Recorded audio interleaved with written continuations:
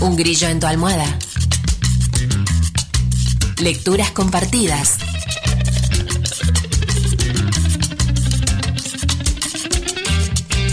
Cuatro labios leen mejor que dos.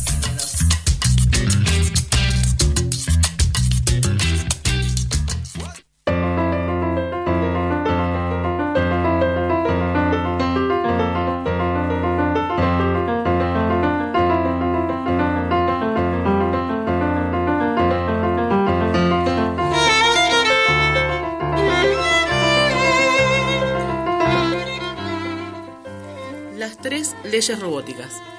1. Un robot no debe dañar a un ser humano o, por su inacción, dejar que un ser humano sufra daño. 2. Un robot debe obedecer las órdenes que le son dadas por un ser humano, excepto cuando estas órdenes están en oposición con la primera ley. 3.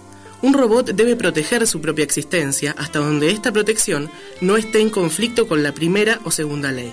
Manual de Robótica, edición 56, año 2058. Introducción.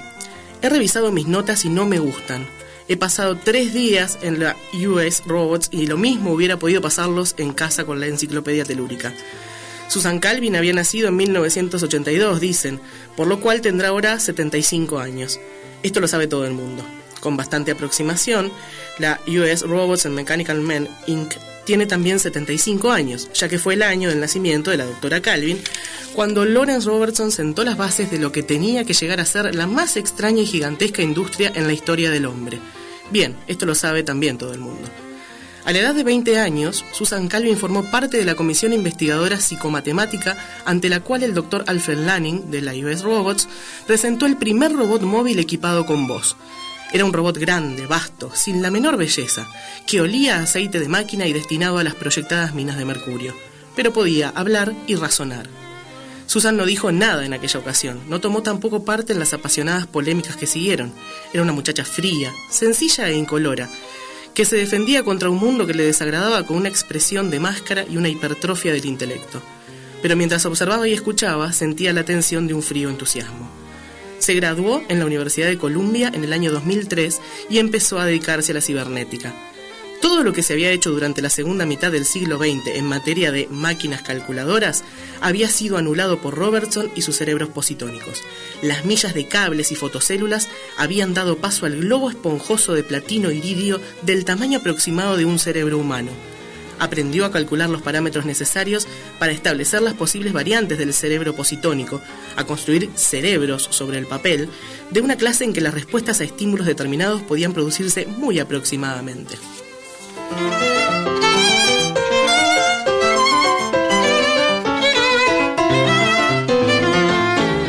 En 2008 se doctoró en filosofía e ingresó en la US Robot como robopsicóloga, convirtiéndose en la primera gran practicante de esa nueva ciencia.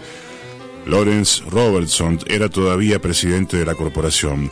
Alfred Lanning había sido nombrado director de investigaciones. Durante 15 años vio cómo cambiaba la dirección del progreso humano y avanzaba vertiginosamente. Ahora se retiraba, hasta donde podía. Por lo menos permitía que la puerta de su despacho ostentase el nombre de otra persona. Esto, sencillamente, fue lo que supe. Tenía una larga lista de sus publicaciones, de las patentes a su nombre, conocía los detalles cronológicos de sus promociones. En una palabra, tenía su vida profesional con todo detalle. Pero todo esto no era lo que yo quería. Necesitaba algo más para mis artículos con destino a la prensa interplanetaria, mucho más. Y así se lo dije. Doctora Calvin, le dije tan amablemente como pude, según la opinión general, la US Robot y usted son equivalentes. Su retirada pondrá fin a una era que... ¿Quiere usted el punto de vista del interés humano?, dijo sin sonreír. No creo que nunca sonriese, pero sus ojos eran penetrantes, aunque no agresivos. Sentí que su mirada se atravesaba y salía por el occipucio, y supe que era para ella de una transparencia inusitada, que todo el mundo lo era. Exacto, dije. ¿El interés humano de los robots? Esto es una contradicción.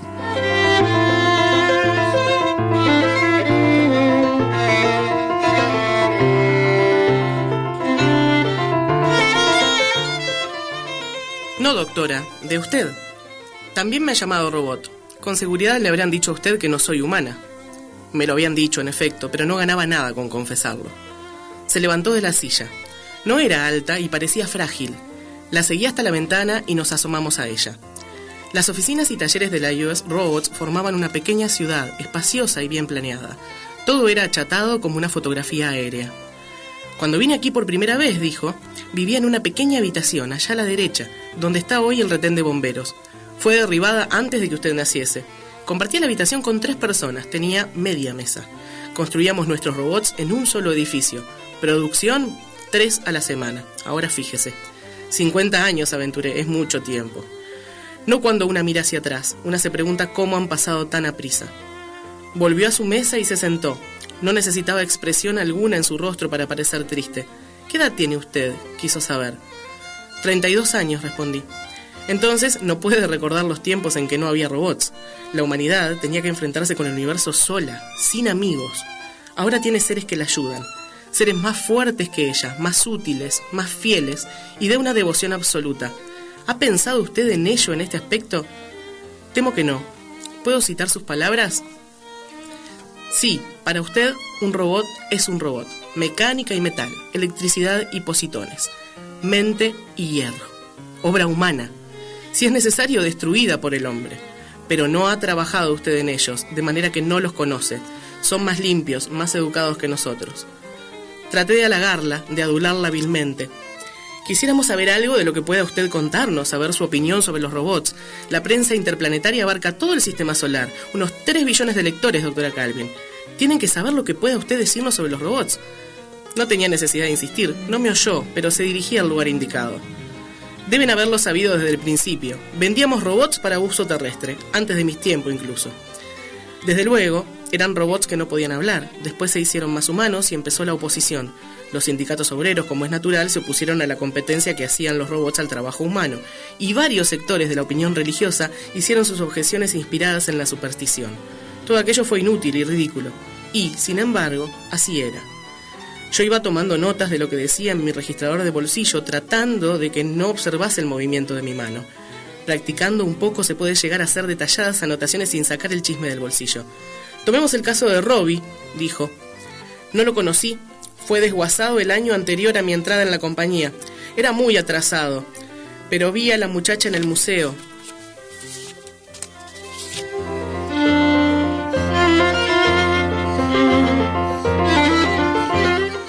Se detuvo, pero no dije nada. Dejé que sus ojos se humedeciesen y su imaginación viajase. Tenía que recorrer mucho tiempo. Oí hablar de ello más tarde, y cuando nos llamaban blasfemos y creadores de demonios, siempre me acordaba de él. Robbie era un robot sin vocalización, no podía hablar. Fue fabricado y vendido en 1996. Eran días anteriores a la extrema especialización, de manera que fue vendido como niñera. ¿Cómo qué? Como niñera. Estamos compartiendo lecturas con Irene Abreu. Buenas tardes, gracias por venir. ¿Cómo estás? Buenas tardes, Astor. Gracias por la invitación. Me parece que... soy yo. No, se escuchaba. No, se me interrumpió el retorno. Ahí está, gracias. Bueno, gracias a vos por venir, al contrario. ¿Qué estamos leyendo? Estamos leyendo Embustero, de Isaac Asimov. ¿Por qué lo elegiste? Porque era mi cuento favorito cuando tenía 9 o 10 años. Además, en un libro que fue mi libro favorito, te diría que prácticamente toda mi infancia, desde ese periodo hasta mi preadolescencia, sí. Y que me permitió descubrir un montón de autoras y de autores. Ajá. Porque el libro tenía eran no solo Asimov, sino otros autores. Sí. Claro. Tiene. Cortázar, Asimov, tiene en la mano. Allende, Moravia, Gardini, Cordon, Villafañe. Qué lindo. Una cantidad de gente que después me acompañó hasta ahora, me sigue acompañando. Claro, y los 9 es una edad donde todas esas cosas son esas historias, esa literatura, ayudan a otorgar mundos que no están tal vez saliendo a la esquina, ¿no? Absolutamente, y el descubrimiento del realismo mágico en general para mí fue temprano y fue importantísimo. Bien. Están retándonos con el uso del micrófono. Por eso soy cantante lírica, no suelo utilizar el micrófono, entonces siempre le doy problemas, ¿viste? Por eso las distracciones. Bueno, y este era tu favorito a los 9. Sí, y durante bastante tiempo más. De hecho, Asimov, retrospectivo de por qué te impactó en particular ese. Me pasó que yo no era fanática de la ciencia ficción. No era una gran fanática de la ciencia ficción, de la literatura fantástica, sí, pero más del corte me pasaba, que ya me atraía mucho más lo que era el realismo mágico a priori, ¿no? Pero la ciencia ficción un poco más dura, pensar en Asimov como un tipo que bioquímico, un doctor que después escribió un montón, después y antes escribió en simultáneo un montón de literatura ensayística y todo lo demás, me resultaba interesante el enfoque de esto, porque es tremendamente humano el cuento. Y lo miro ahora en retrospectiva, no lo puedo creer. Volví a este cuento hace relativamente poco, siempre vuelvo cada tanto, pero hace relativamente poco, porque un amigo me manda una nota de Infobae que hablaba de los riesgos, entre comillas, de la inteligencia artificial. Este cuento está escrito en 1941. Sí. Y bueno, para mí es una maravilla, si bien es muy sencillo y es bastante obvio, no tiene una cosa muy muy compleja, bueno, algo asequible para una niña de 9, 10 años, ¿no? Pero me parecía fascinante el cruce entre la incapacidad de la humanidad la falta de certeza acerca de la posibilidad de la humanidad de controlar aquello que crea, ¿no? Ya eso fue un tema que desde muy chica me apasionaba, no solamente en las cuestiones que son tecnológicas, sino en general, en las construcciones humanas, cuando una cosa deja de ser una invención para convertirse en una herramienta que excede las posibilidades incluso de quienes la crean, ¿no? Así que bueno, me pasaba por ahí, me resultaba asombrosa la posibilidad de pensar la robótica como algo más que circuitos y una cosa muy dura, y pasar a pensar de la problemática de la humanidad con la robótica, ¿no? Estamos compartiendo lecturas con Irene Abreu.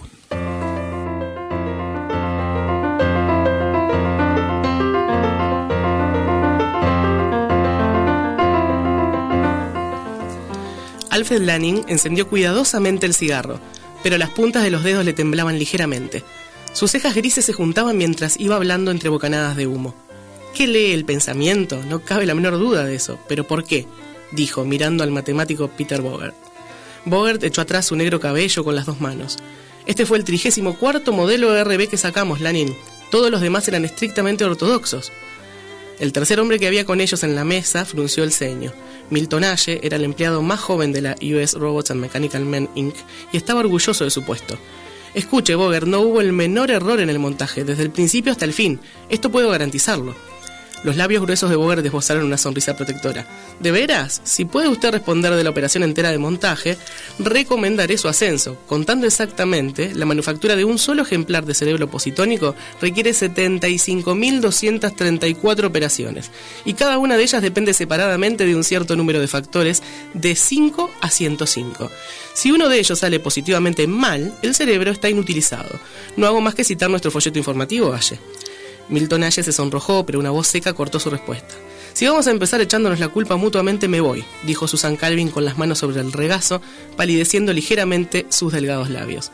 Tenemos en nuestras manos un robot capaz de leer el pensamiento, y me parece que lo más importante es descubrir por qué lo lee. No será diciendo es culpa tuya, es culpa mía, como lo averiguaremos. Sus fríos ojos grises se fijaron en Milton Ashe, que hizo una mueca. Lanning hizo una también y, como siempre en tales casos, sus largos cabellos blancos y sus penetrantes y astutos ojos hicieron de él la imagen de un patriarca bíblico. Tiene usted razón, doctora Calvin. Vamos a exponerlo todo en forma de píldora concentrada. Prosiguió, cambiando el tono de voz, que se hizo más aguda. Hemos producido un cerebro positónico de un tipo supuestamente ordinario que tiene la extraordinaria propiedad de sincronizarse con las ondas del pensamiento ajeno. Esto marcaría la fecha más importante en el avance de la ciencia robótica de nuestra era si supiésemos por qué sucede. No lo sabemos y tenemos que averiguarlo. ¿Está esto claro? ¿Puedo hacer una indicación?, preguntó Bogert. Diga. Que hasta que hayamos despejado esta incógnita, y como matemático tengo motivos para suponer que la cosa no será fácil, conservemos la existencia de RB34 secreta, incluso para los demás miembros de la compañía. Como jefes de departamento tenemos el deber de no considerar este problema insoluble y cuantos menos estemos al corriente. Bogart tiene razón, dijo la doctora Calvin. Desde que el código interplanetario ha sido modificado en el sentido de permitir que los modelos de robots sean probados en los talleres antes de ser lanzados al espacio, la propaganda antirrobot ha aumentado. Si trasciende la noticia de que existe un robot capaz de leer el pensamiento antes de que podamos anunciar que tenemos el dominio completo del fenómeno, la campaña adquirirá un incremento considerable. Lanin fumaba su cigarro, asintiendo gravemente. Se volvió a Ashe. Tengo entendido que estaba usted solo cuando se dio cuenta del fenómeno, dijo en forma interrogadora. Lo dije, en efecto. Me llevé el susto mayor de mi vida. Acababan de sacar el RB-34 de la tabla de ajuste y me lo mandaron. Overman estaba afuera, de manera que me lo llevé a las salas de prueba y empecé con él. Se detuvo y una leve sonrisa apareció en sus labios. ¿Alguno de ustedes ha sostenido alguna vez una conversación mental sin saberlo?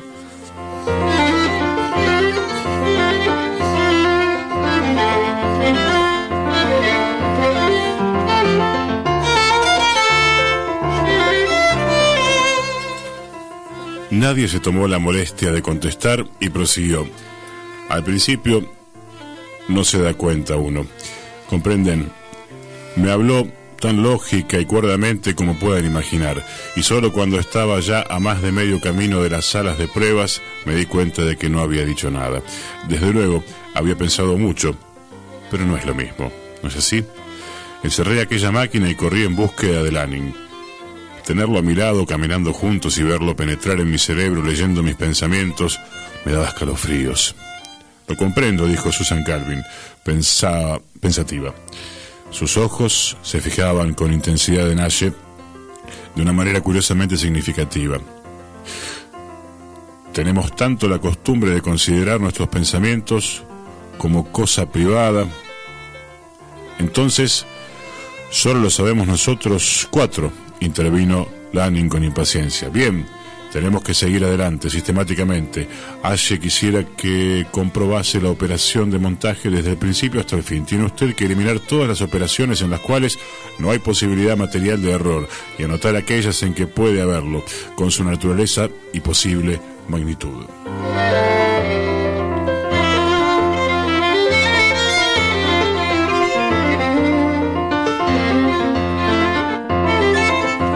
Estamos compartiendo lecturas con Irene Abreu. ¿Podemos recordar que estamos leyendo? Estamos leyendo Embustero, de Isaac Asimov. Bueno,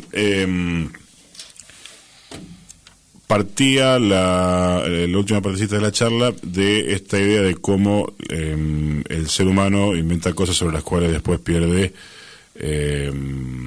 no sé si el control, sino la dimensión de aquello que eres propio, o como lo habías dicho, yo te estoy deformando lo que habías dicho. Igual comparto lo que estás diciendo. Yo había dicho control, creo, porque me parece que ambas cosas se superponen a veces en algunos casos, pero sí, es un poco poner la semilla de algo y después no saber bien para dónde va a terminar siendo utilizado, porque no necesariamente es que las cosas salgan de una manera, a veces sí, y otras veces, como en estos casos, todo el proceso se condiciona y se genera de una manera predeterminada para que dé un resultado, y el resultado es ese, pero luego ese mismo proyecto tiene otras aplicaciones, y bueno, y ahí es donde las cosas se puede poner o más interesante o más complicada, o ambas cosas en simultáneo. Claro, pero vos lo planteabas por el tema de la inteligencia artificial y también por cualquier cosa que cree el ser humano.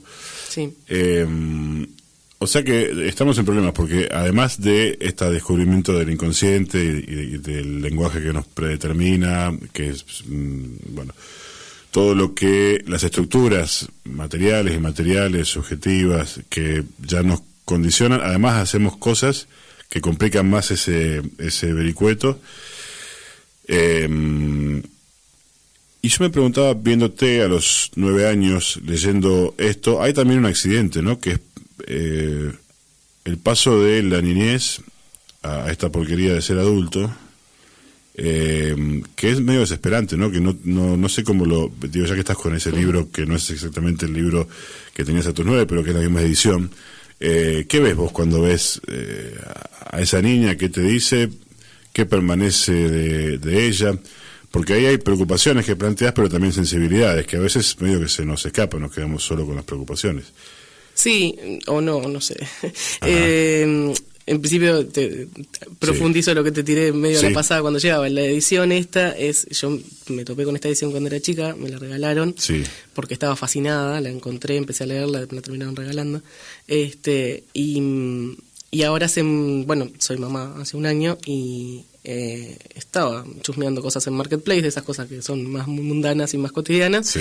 y me encuentro con una señora que vendía exactamente entre un montón de libros esta edición, Claro. que no la había vuelto a ver, así Sí. por lo menos muy, muy, muy asequible, y me contacté enseguida. Terminé generando muy buena onda con ella, además una docente, y terminamos charlando un poco sobre la utilización también de estos cuentos en la educación, y eso también tiene que ver con lo que vos preguntabas.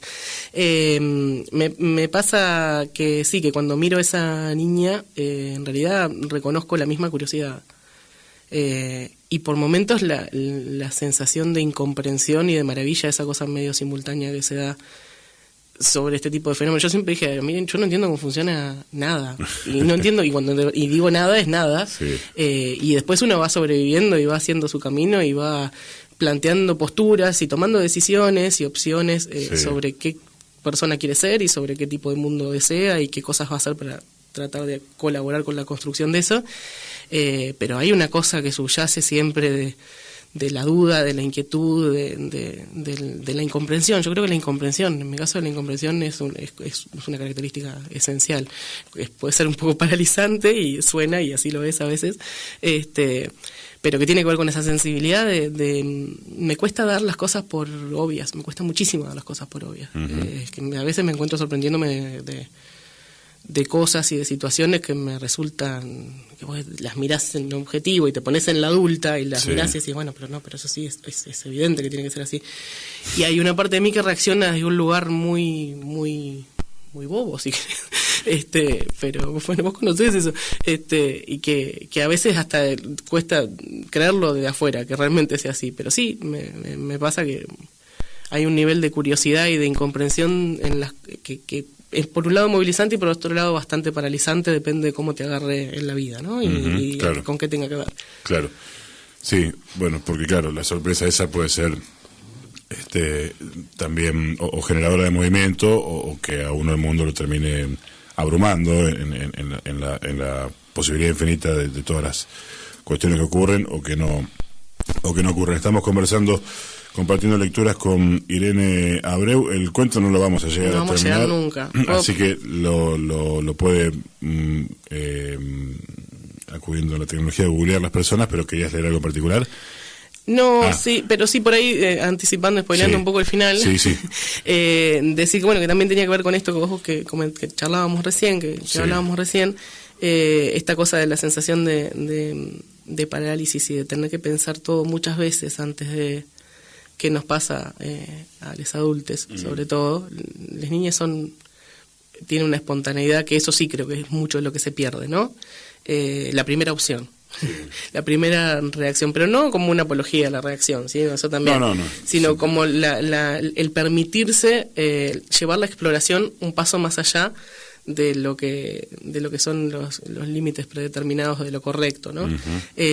Al pobre personaje, a este pobre personaje central, que no, en realidad no se sabe nunca quién es el personaje central, pero pongámosle que es Herbie, lo que le ocurre es que se vuelve loco, ¿no? Porque entra en la contradicción y en la imposibilidad de cumplir con las 3 leyes de robótica al mismo tiempo, y un poco por exceso de información, porque sabe más de lo que debería saber, porque tiene esa falla que puede leer la mente, entonces eso funciona como un exceso de información, una especie de privilegio que se le vuelve en contra, y por un exceso de sensibilidad que tiene esa capacidad de verse permanentemente teniendo que elegir qué hacer, teniendo una voluntad que no se espera de un artefacto de esas características, y bueno, y la incapacidad de resolverlo, ¿no? Entonces eso también tiene que ver con esto que hablábamos de la parálisis, de decir, bueno, hasta dónde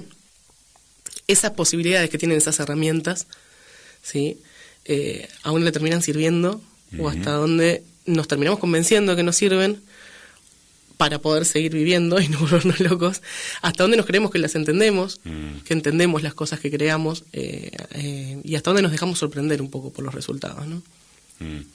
Estaba pensando en Ricardo Piglia, que en un programa que hizo especial sobre Borges, habla de... él se refiere de esta forma, no son mis palabras, aunque las comparta, dice, bueno, por ahí en esta idea de que todo está dividido en fragmentos y todas estas cosas que dicen los estúpidos que se llaman posmodernos, dice Piglia, pero en un momento uno tiene que ir a la parada de la 505, digamos acá, porque si no, todo bien con que nada se puede agarrar y que está todo fragmentado, pero tenés que ir a tomar el bondi o ir al baño, lo que sea, hay cosas. Entonces me pregunto, porque siempre hay un problema, que es cuando uno vuelve o intenta conectarse con esa mirada más ligada a lo lúdico y a la sorpresa, hay otro discurso que en parte puede ser reaccionario, pero en parte puede ser señalar una cosa que ocurre en la realidad concreta, que es sí, todo bien, pero las cosas del mundo hay que resolverlas. Y entonces, no te voy a pedir la fórmula por esto, pero... no sé la respuesta. No, claro. Pero en todo caso, la charla con vos sería cómo vos vas lidiando, articulando, a veces amigando o no, esta necesidad de no terminar de aprender que el librito lo constituya uno, no el librito de texto, sino el manual, pero a su vez no dejar de percibir la tierra concreta que uno lo cobija, digamos, no es el mundo real, por decirlo de alguna forma. Y creo que la obligación en la circunstancia, ¿no? A ver, a veces se procesa, en mi caso tuve una época de mi vida que lo procesé con muchísima angustia, angustia. Pero nunca con parálisis, nunca con la inacción. Al contrario, la angustia era generada por esa superposición entre la necesidad de hacer cosas que de alguna manera luego me fui dando cuenta que estaba disparada por esto mismo también, en el fondo, ¿no? Con esta cosa de, bueno, pero entonces si hay creación, que se aplique, que se utilice, que se haga algo con eso, que se difunda, que esté al alcance de todo el mundo. Entonces ahí hay un motor, de alguna forma, para poder salir de la potencial inacción. Luego, en la soledad, cuando uno apaga la luz y agarra otro libro, son pensamientos recurrentes y a veces angustiantes, y a veces en el mismo momento te impide disfrutar, en mi caso, ¿no? de algunas cosas. Siempre dije que hay, para mí, 3 o 4 cosas que son las que realmente están a ver cómo se diría, no están intoxicadas y permiten un nivel de libertad en los seres humanos. Y una de esas es jugar con niños, por ejemplo, y creo que eso da otro aliciente también. Ahora vos jugás con niños y después vas a tener que cambiarle pañal a la niña. Entonces, claro. Tratar de no perder en lo cotidiano la idea como motor y el deseo como motor, ¿no? Bueno, ¿querés que la nombremos? Así si un día te escucha más adelante sabe que habremos que... ¿A la hija? De ella, sí. Ofelia Jean, sí, ella sabe que está. Queda para el archivo y el tiempo y los viajes en el tiempo. La última pregunta tiene que ver con esto que lo planteaste en el orden de la vida, temática, estos problemas, y qué pasa con la música y la sorpresa y el juego o lo que quieras, por donde quieras encarar esto mismo que ya es. Y bueno, por un lado, por la idea de la recreación. O sea, yo defiendo la idea de la interpretación como recreación. Es algo que ya... Recreación no en el sentido de distracción, sino de volver a crear algo. No, de recreación, sí. Claro, de volver a crear algo. Es decir, yo creo que el acto de creación de las compositoras, los compositores, los libretistas, etcétera, son fundamentales, pero creo que la labor interesante, dinámica, históricamente, de quienes interpretamos esas obras es intentar recrearlas, poder llevarlas a nuestro propio vehículo, que es nuestro cuerpo, nuestra voz en mi caso, y hacer de eso un mensaje acumulativo, si se quiere. No nuevo, pero tal vez acumulativo. Así que vaya teniendo que ver con el devenir del tiempo de la historia y cargarlo con los propios defectos y virtudes. Eso por un lado. Y por otro lado, lo lúdico. A mí, yo elijo la ópera. ¿Por qué elijo la ópera? Porque no hay cosa más linda que jugar arriba del escenario y poder hacer escena y cantar y desplazar y todo al mismo tiempo. Ahí paremos, porque buena parte de la ciudadanía que no ha accedido al teatro municipal piensa en ópera como una cosa de señoras de tapado y como una cosa aburrida que hay que bancarse 3 horas. Bueno, por eso también el desafío es sacarlo Sí. de los escenarios tradicionales o generar el acceso a los escenarios tradicionales, mejor dicho, y generar el acceso a los escenarios tradicionales, pero también generar puestas que contemplen esa duda, que contemplen esa para mí forzada diferencia en el tiempo entre lo que es la música popular, ópera, música popular, y lo que es la cosa lejana de los pueblos, ¿no? Yo creo que la ópera cuenta historias tremendamente humanas, algunas historias de la historia, algunas sobre hechos más íntimos. En todos los casos son todas cosas que deberían estar accesibles y que nos interesan a todas las personas. Ahora, es el culebrón de las 6 de la tarde. Cualquier ópera es el culebrón de las 6 de la tarde, de las que son sobre cuestiones íntimas. Sí. Entonces, la verdad, como hecho artístico, sin menospreciar el resto de las expresiones, ¿no? Pero sí. Me parece un hecho tremendamente completo y que debería ser igualmente atractivo si se plantea bien y sobre todo si se desmitifican determinadas cuestiones y se devalúan los espacios elitistas, digamos.